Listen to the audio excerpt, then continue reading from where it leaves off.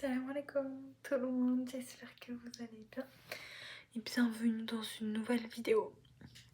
Alors guys, comment vous dire que je suis un peu dépassée par les événements de la vie et je me suis dit qu'il fallait que je parle avec vous de cette période de la vie qui est hyper révélatrice de vos manquements. Bref, du coup je voulais vous parler de cette période révélatrice des manquements que vous avez et qui est totalement normale.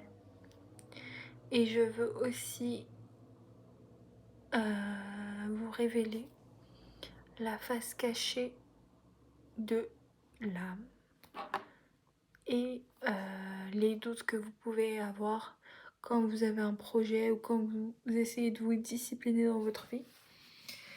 Vous pouvez avoir des moments où vous vous retrouvez un peu perdu sur ce qui vous êtes, sur ce que vous voulez être plus tard, sur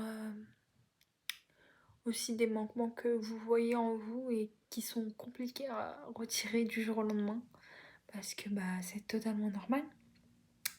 Et je veux aussi retirer de votre crâne cet hymne qui vous fait penser que si vous écoutez Allah et si vous priez, tout sera facile. En réalité, non.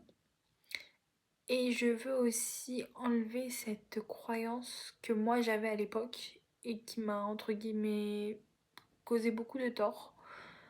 C'est la croyance qui montre, qui peut exister dans votre crâne parfois quand vous cheminez vers Dieu.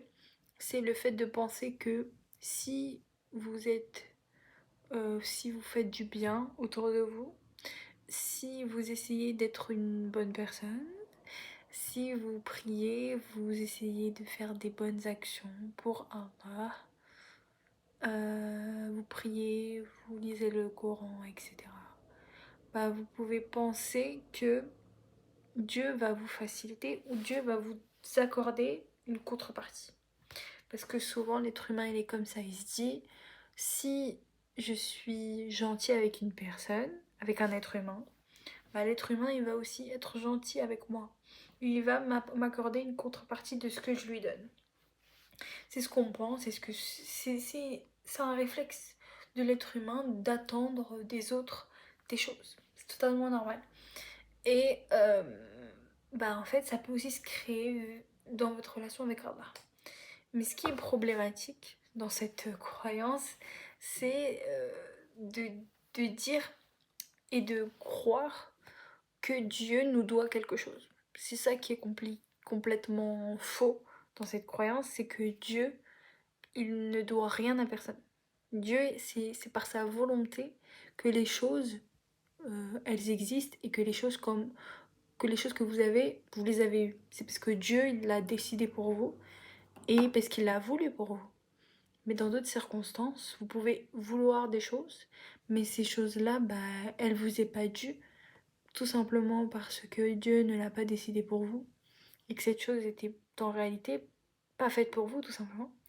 Et Dieu est connaisseur et vous ne savez rien. Et ça, il faut l'avoir en tête. C'est pas que vous êtes bon avec Allah, qu'Allah va être bon avec vous. En réalité, Allah, il décide d'accorder sa bonté à qui il veut, mais aussi le fait d'avoir des bienfaits dans cette vie-là ne veut pas dire, le fait de ne pas avoir, des bienfaits dans cette vie-là ne veut pas dire que vous n'êtes pas aimé d'Allah. À l'inverse, le fait qu'Allah vous éprouve, qu'Allah vous afflige, qu'Allah veuille que vous vous réformiez parce qu'il vous fait vous tromper, tout simplement, c'est parce que Dieu, il veut que vous soyez encore meilleur. Et il veut que vous réussissiez à atteindre un certain seuil de piété. Et pour atteindre la piété, pour atteindre le fait d'être proche d'Allah, il faut tout simplement sacrifier, être éprouvé, avoir des difficultés. Et c'est que par l'erreur et par la difficulté que vous allez évoluer dans votre religion. C'est pas par la facilité. Malheureusement, quand vous regardez par exemple l'histoire des prophètes, alayhim assalam. Tous les prophètes qu'Allah a relaté leurs histoires, c'est des prophètes qui ont vécu des difficultés, vécu des épreuves, qui sont énormes, des épreuves énormes. Quand on regarde par exemple le dernier prophète, donc le prophète Mohammed, son exemple a été, il a été choisi comme dernier prophète par Dieu pour nous accorder le dernier exemple à avoir. Et quand on relate sa vie, on se rend compte qu'en fait, tout ce qu'il a vécu, bah, c'est des difficultés. Il a perdu ses enfants à un très jeune âge. Il a été méprisé par sa propre tribu, par les propres personnes qui vivaient avec lui. Il a dû déménager, il a dû partir loin. On a voulu le tuer, on a voulu l'assassiner. On l'a humilié en place publique des maintes fois. Il a vécu des doutes, beaucoup d'épreuves. Et sa vie, en fait, toute sa vie entière, elle n'a jamais été calme. Et quand sa vie, elle a été calme, bah il est mort. Donc tout simplement pour montrer qu'en fait, l'être humain, qui est aimé par Dieu, Mohammed sallam, c'est l'homme le plus aimé de Dieu, et bah cet homme-là, alayhi salam, il a vécu presque toute sa vie dans une difficulté. Et, et parfois, faut réaliser, les amis, que cette vie-là n'est pas votre dernière vie. Et c'est pas la vie à laquelle vous allez obtenir le bonheur absolu. Je ne dis pas qu'il ne faut pas être heureux dans cette vie. Je ne dis pas qu'il ne faut pas profiter dans cette vie, qu'il faut toujours s'enfermer. Non, je ne dis pas ça. Je dis juste qu'il faut réaliser que ici-bas, on va jamais ressentir le bonheur absolu. Et même ceux qui font ce qu'ils veulent, ceux qui laissent leur plaisir les envahir, ceux qui suivent leur plaisir, suivent tout ce que leur âme souhaitent, bah ces gens-là en réalité ne sont pas réellement heureux. Et ils s'en rendent compte et ils ont toujours dans leur cœur ce manque qui est là et qui est présent parce que bah tout simplement ils essayent de combler un vide qui ne pourra jamais être comblé. Car ce vide-là, c'est le vide de l'adoration, c'est le vide de notre propre nature. L'être humain, sa propre nature, elle est créée pour adorer un créateur. Et c'est comme ça. Dieu nous a créés ainsi, c'est pour l'adorer. Avant tout, et il nous le dit, votre but c'est de m'adorer. Et si on sort de ce but, bah logique qu'on ne sera pas heureux. Bien évidemment, on va ressentir des moments de bonheur, de pur bonheur, quand on sera totalement en phase avec notre créateur. Mais dans ces phases, pour atteindre ces phases-là, il faut faire des sacrifices, il faut ressentir des difficultés, il faut fauter, il faut essayer de se rattraper, toujours.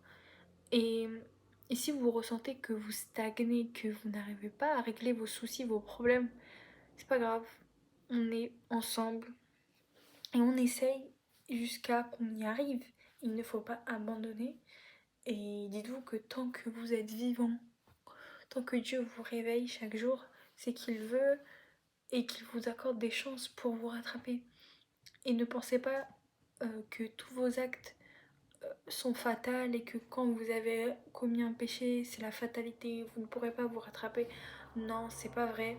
Rien n'est fatal, même peu importe le péché que vous faites. Quand je dis péché, c'est vraiment tous les péchés que vous pouvez imaginer. Bah, sachez que vous pouvez toujours vous rattraper. Et c'est l'essence même de cette vie-là. L'essence même de cette vie-là, c'est de se défauter et ensuite de se repentir. Donc, il faut vraiment réaliser ça dans son cœur. Et il faut pas penser que Dieu va vous accorder des choses que vous méritez. Parce que, enfin, cette question de mérite, tu vois, souvent on se dit, ceux qui travaillent, ceux qui, entre guillemets, fournissent des efforts, et ben ils méritent des fruits et ils méritent de réussir. Dans notre vie, là, dans la dunya, le mérite n'existe pas. En réalité, il n'y a pas de mérite. Tout ce que vous avez et tout ce que vous allez réussir dans la vie, que ce soit vos études, votre travail, vos enfants, votre mari, vous allez vous marier, etc.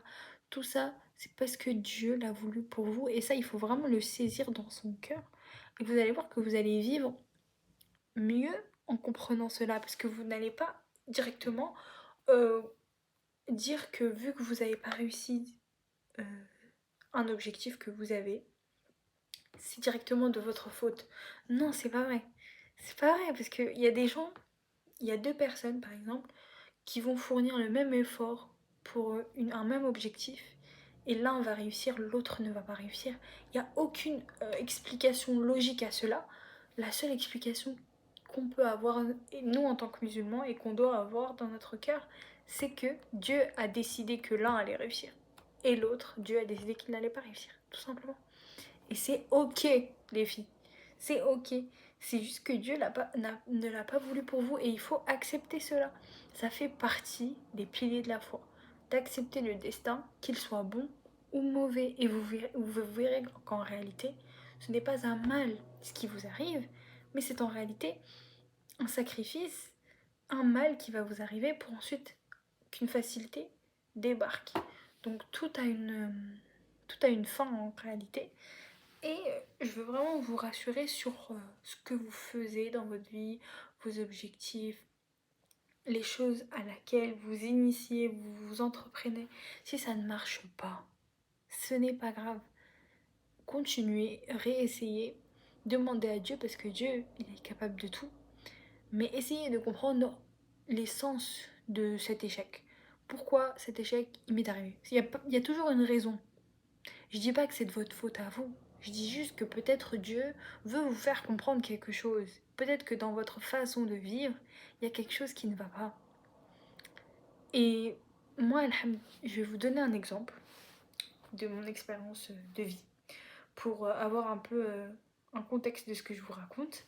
Moi, quand j'étais en L2, moi je suis étudiante en droit. Et le droit, c'est une matière vraiment que à la base, je ne voulais pas. Enfin, à la base, je voulais pas me spécialiser dans ces études-là. Mais au final, j'ai fait du droit. Et je suis très heureuse d'avoir fait cette matière qui m'intéresse vraiment beaucoup maintenant. Donc, j'ai eu mes petites études, j'avais vraiment beaucoup de rêves et de. J'avais vraiment beaucoup d'ambition. Arrivée aux études, j'ai habité. Enfin, moi, j'habite. Enfin, mon lieu d'apprentissage, enfin, mon lieu d'études est très très loin de chez moi. Et je devais faire 1 heure et demie de route tous les jours, bon, sans compter les grèves, etc. Donc ça pouvait être beaucoup plus long. Et ce qui se passait, c'est que bah, malheureusement, bah, alhamdoulilah, j'ai passé ma L1. Tout allait bien, etc. J'arrive en L2. Je me rends compte que c'est de plus en plus difficile. Et, euh, et j'ai vraiment, je me suis donnée à fond. J'ai supprimé les réseaux sociaux. Je me suis concentrée sur mes études, sur ma religion aussi, parce que bah, j'avais les deux à côté. Et je passais aussi le permis de conduire à ce moment-là. Bref, j'avais trop de trucs à faire. Et j'étais aussi dans des associations. Donc vraiment, j'avais pas de vie. Hein. Je faisais que travailler, travailler, travailler, travailler. Et moi, je considérais que vu que je faisais beaucoup de bien autour de moi, et vu que bah, je laissais beaucoup de temps à Allah dans ma vie, je me suis dit, bah en fait, Dieu il va me faciliter mes études, il va me faire réussir. Mais en réalité, c'est pas ce qui s'est passé. J'ai pas validé un semestre, mais alhamdoulilah, j'ai validé ma licence, je n'ai pas redoublé. J'ai pu valider par compensation, et vraiment, je ressentais. Enfin, quand j'ai eu cette nouvelle, je me suis rendu compte qu'en fait, je faisais pas du tout confiance en Dieu. Je me suis rendu compte que bah, tout ce que j'apprenais à l'école, toutes les choses que je m'étais instituée à moi-même par rapport à la religion, par rapport à ma relation avec Dieu, bah, quand un événement tragique ou quand un échec t'arrive, et bah ma réaction première n'était pas la bonne. Ma réaction première c'était pourquoi moi, c'était pourquoi ça m'arrive à moi, pourquoi Dieu il veut pas me faire réussir, pourquoi c'est si difficile alors que j'ai sacrifié beaucoup de choses. Et en fait, j'attendais, comme je vous l'ai dit, de Dieu quelque chose en retour parce que je fournissais du travail pour Dieu. Donc je me disais que Dieu me devait quelque chose. Alors qu'en réalité, ne me doit rien, tout simplement. Dieu, c'est lui qui décide. C'est moi, je dois des choses à Dieu. Mais Dieu, il me doit rien en retour. S'il veut que j'échoue, bah je vais échouer. Et c'est ce qui est arrivé. Et moi, je voulais vraiment partir à l'étranger en L3. Et en fait, le problème, c'est que vu que j'avais pas validé mon semestre, je ne pouvais pas partir. Enfin, je ne pouvais pas m'inscrire à la première phase. Donc, j'ai dû attendre la deuxième phase pour m'inscrire. Et c'est ce qui s'est passé. Et subhanallah, les filles, heureusement que j'ai fait la deuxième phase. Parce que si j'aurais fait la première phase, je serais partie dans la première destination que j'avais en tête à ce moment-là. C'était Londres ou la Corée du Sud. Et alhamdulillah, au final, il n'y avait plus de place dans ces destinations-là. Du coup, qu'est-ce qui restait? Il restait la Turquie et des autres destinations qui m'intéressaient pas vraiment. Du coup, moi, j'ai postulé pour la Turquie. Et subhanallah, je suis tellement reconnaissante envers Dieu que bah j'ai participé que à la deuxième phase parce que je suis partie en Turquie et ça a été la meilleure expérience de ma vie. Et surtout que la Turquie, bah, c'est un pays musulman et spirituellement parlant, j'ai jamais été aussi bien dans ma vie que quand j'étais là-bas. Du coup, voilà, bref, donc c'est un mal pour un bien. Ensuite, arrivé à ma L3, rebelote. Je ne valide pas mon semestre. Mon semestre, du coup, mon premier semestre de la L3. Rebelote, les doutes, la mauvaise réaction, rebelote. Et là, je me dis, Yasmine, t'as pas appris la leçon. T'as pas appris ta leçon. T'as pas appris ta leçon. Dieu, il a vu que tu n'as pas appris ta leçon. Donc, il t'a mis exactement la même épreuve. Parce qu'il a vu que t'avais pas compris. En fait, le problème, c'était que moi, je mettais mes études avant Allah. Pour moi, je considérais que si je réussissais pas dans mes études et si j'étais pas une personne qui visait la réussite dans la vie ici, et bah je considérais que j'avais échoué. En fait, dans ma tête, c'était toujours pareil. J'avais compris que c'était un réel pour moi que je ne valide pas le premier semestre de la L2. J'avais compris que c'était un réel et j'avais compris les causes et toutes les raisons, mais je ne les ai pas vraiment assimilées et j'ai pas vraiment lâché prise par rapport à ça. Et j'ai toujours considéré que si je fournis un effort, j'ai toujours considéré que j'allais recevoir les fruits de cet effort, pas en parallèle. Mais en réalité, Dieu, s'il décide pour toi que tu vas échouer et c'est tout. Il faut l'accepter, il y a une raison à ça. Et comme je vous l'ai dit, j'ai encore une fois mal réagi à cet échec. Parce que bah enfin je pense que j'ai quand même mieux réagi que la première fois. Parce qu'à ce moment-là, j'ai pas. Enfin, j'étais triste, mais je me suis dit, il y a un truc que j'ai. Enfin, j'ai directement. J'ai été triste dès le début. Et ensuite, j'ai directement réfléchi en me disant, il y a quelque chose que j'ai. Il y a quelque chose qui va pas. Et que Dieu veut encore me montrer que il faut que je travaille sur ça.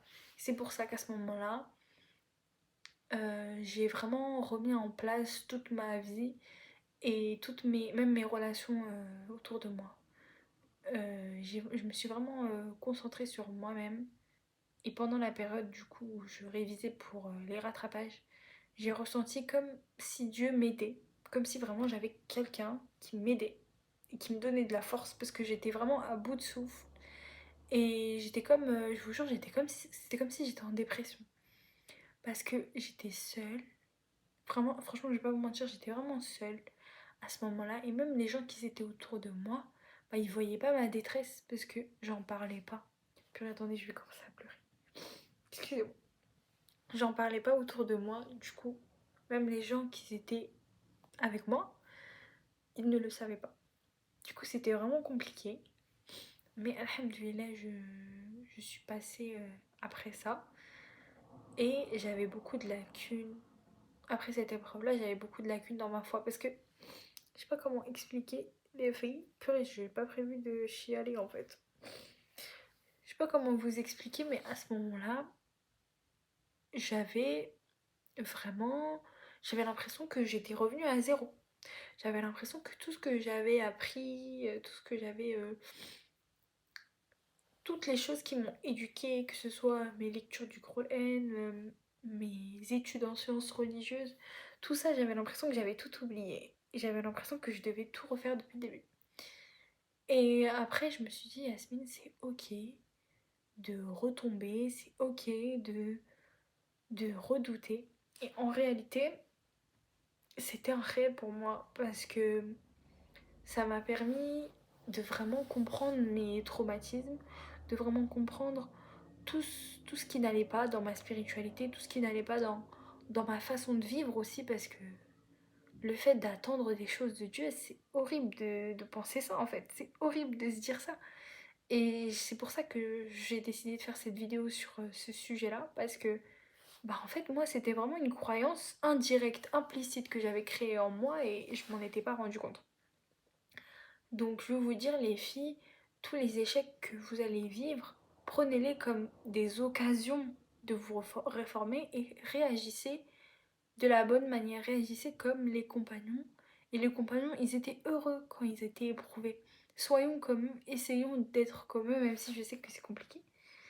Moi-même, je l'ai vécu. Essayons d'être comme eux, de, de se dire qu'en fait, on est là pour ça.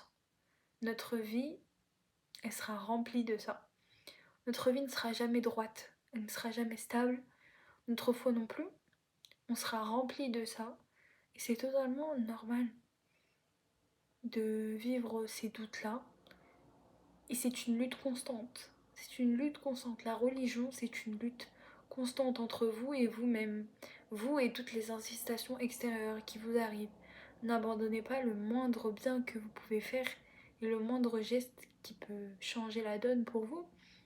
Et en même temps, toutes les choses négatives qui vous arrivent, prenez-les comme des moyens d'évoluer, des moyens de devenir meilleur, parce que Dieu, il les met devant vous, c'est pour ça en fait.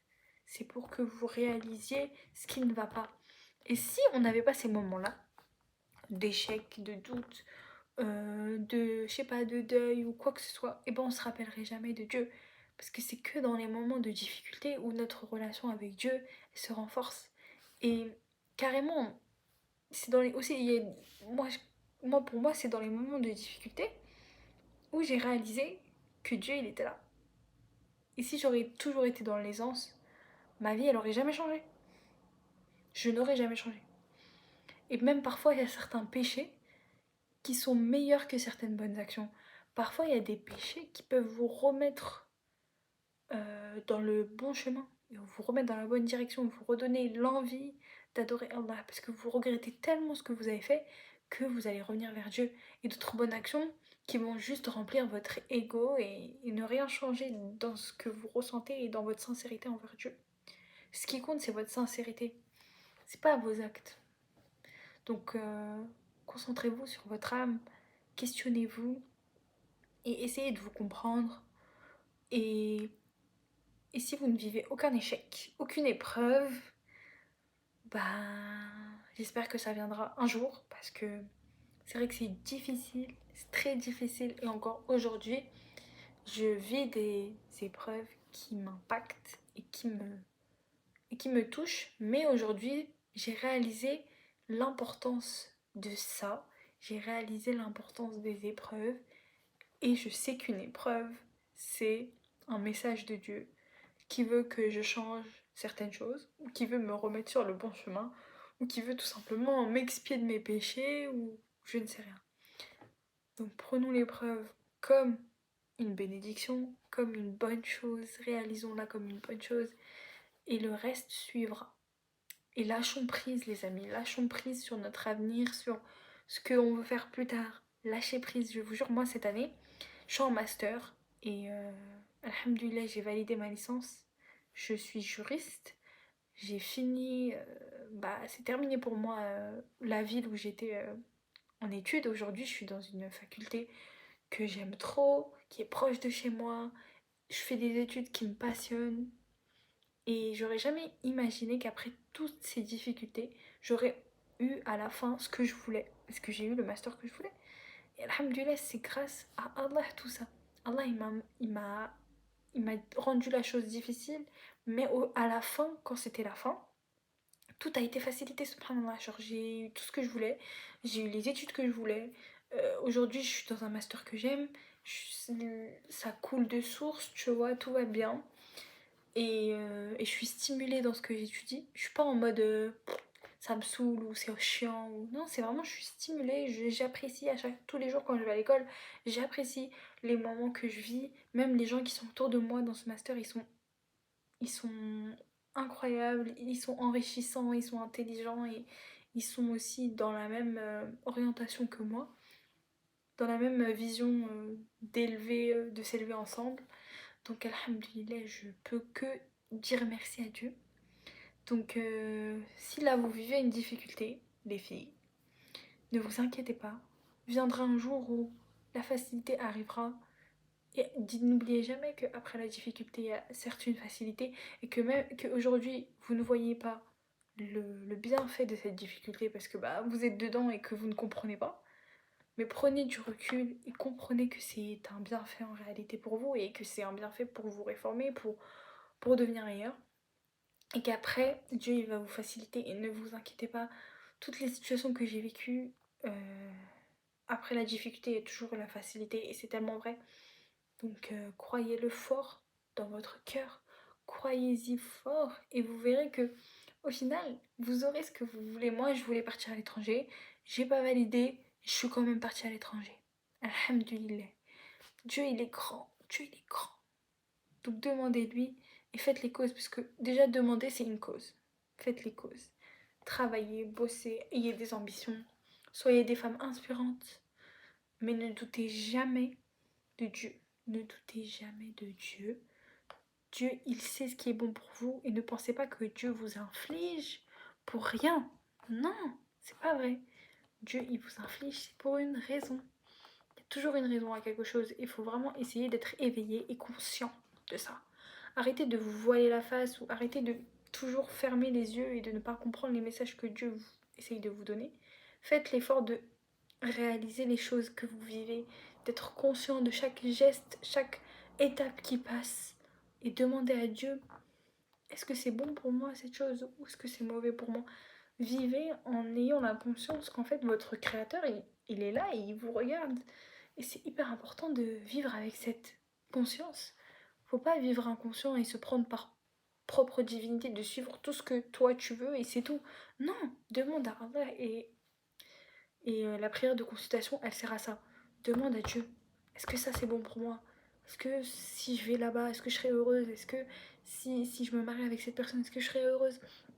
Et la prière de consultation, ce n'est pas que pour les moments hyper importants de votre vie, non, c'est pour tout ce qui vous arrive, pour plein de choses, pour même des moments futiles, des moments du quotidien. Demandez à Allah, est-ce que c'est bon? Ne vous prenez pas pour propre divinité. Ne suivez pas tout ce que... Même ne suivez pas parfois les conseils des autres. Parfois les autres, leurs conseils sont mauvais. Donc ayez comme premier réflexe, dès que vous devez faire un choix, premier réflexe, je prie ou je demande à Dieu. Vous n'avez même pas besoin de prier. Vous demandez à Dieu. Dieu, il vous entend. Et il va vous répondre. Même si vous allez vous dire, mais comment il va me répondre? Oui, il va vous répondre. Il va vous répondre. Par la manière qu'il veut, il va vous répondre. Donc, demandez-lui. Et arrêtez de choisir pour vous-même tout le temps, choisir, suivre ce que vous voulez. Et en réalité, moi, quand je vois ma vie, je vous jure, j'ai jamais fait de choix. J'ai jamais choisi. Et c'est bien comme ça. Je suis très contente de n'avoir jamais choisi. Je suis très contente que tout ce que je voulais, au final, je ne l'ai pas eu. Parce que j'ai eu meilleur, encore meilleur. Donc, c'est un bienfait de ne pas choisir. C'est un bienfait de ne pas avoir ce qu'on veut. Parce qu'au final, c'est Dieu qui choisit pour nous. Et ce que Dieu choisit pour nous est meilleur. Parce que Dieu est le savant. Et nous ne savons rien, les girls.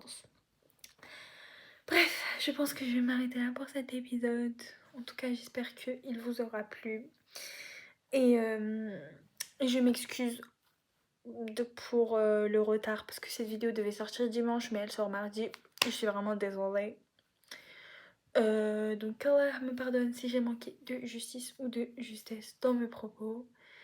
Donc je voulais vous dire à la semaine prochaine, Inch'Allah. Et n'hésitez pas à me suivre sur Instagram et sur TikTok. et de m'envoyer des messages si vous voulez que je parle de certains sujets ou même juste de le dire en commentaire. Parce que je suis un peu en manque d'inspiration en ce moment. Je voudrais faire des autres sortes de vidéos, mais je sais pas quoi faire exactement. Donc si vous avez des idées, n'hésitez pas. Même pour TikTok et tout, vraiment, je suis perdue, je sais plus quoi faire.